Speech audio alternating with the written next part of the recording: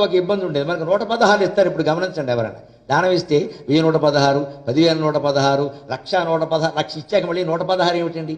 ఈ 116 నమ్మకం ఎందుకు వచ్చిందంటే, నిజాం నవాబు ఇక్కడ పరిపాలించే కాలంలో ఈ సంస్థానాధీశులు ఉండేవారు కదా, వారి పరిపాలనలో హిందూ సంస్థానాలే, చాలా భాగం హిందూ సంస్థానాలే, కొన్ని వేరే వాళ్ళు ఉండేవి.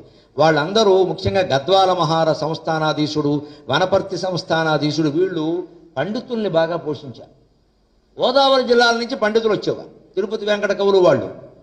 వాళ్ళకి వీళ్ళు ఏం చేసేవారు? 100 రూపాయలు ఇచ్చేవారు. ఆ రోజుల్లో 100 రూపాయలు అంటే చాలా ఎక్కువ.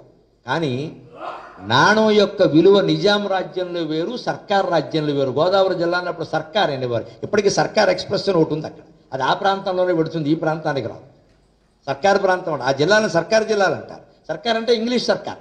ఇంగ్లీష్ సర్కారు వాళ్ళ కరెన్సీ అక్కడ ఉండేది, నిజాం నవాబు నాణ్యాలు ఇక్కడ ఉండేవి. ఈ సమస్య వచ్చిందంటే ఈ బ్రాహ్మణులకి పండితులకి ఇక్కడ 100 రూపాయలు ఇస్తే ఆ 100 అక్కడికి రాజమండ్రి పట్టుకెళ్ళి మార్చుకునేసరికి 94 రూపాయలు అయ్యేవి సమస్య ఎక్స్చేంజ్లో.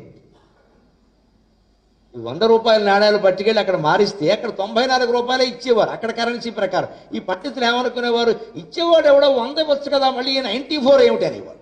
ఈ నాణ్యాలు మార్పడం విషయం వాళ్ళకి నచ్చేది కాదు. అవన్నీ వాళ్ళు చూసుకోవాలి, మనకి 100 ఇవ్వాలి, 100 ఇచ్చారని చెప్పుకుంటాం, శతమానం భవతి అని, అంతేగాని 94 మానం భవతి అనం కదా, లోటే కదా. అప్పుడు నిజాం నవాబుకి ఎవరో ఈ విషయం చెప్పారు, ఈ సంస్థానాధీశులకి. అక్కడికి వెళ్ళిన బ్రాహ్మణులు పండితులు ఇలా బాధపడుతున్నారండి, 100 రూపాయలు అక్కడికి పట్టుకెడితే 94 అవుతున్నాయి. ఆయన అన్నాడు, ఈ మాత్రానికి వేద పండితుల్ని బ్రాహ్మణుల్ని బాధపెట్టడం ఎందుకయ్యా, ఎంత ఇస్తే 100 అవుతుందో కనుక్కోరాడు, 116 ఇస్తే 100 అవుతుందని చెప్పారు.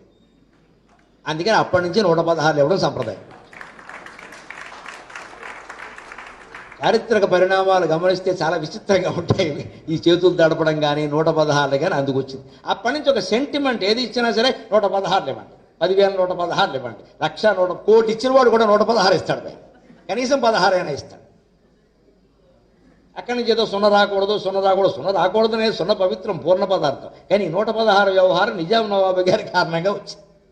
అక్కడి నుంచి వాళ్ళ పండితులు సంతోషించారు, అమ్మాయ 116 ఇస్తే వాడు ఏమి ఇస్తే మనకి, ఇక్కడికి వచ్చాక 100 అయింది కదా, ఇంటికి వెళ్ళి మా ఆవిడికి చెప్పొచ్చు, శతమానం భవతి అనేవారు.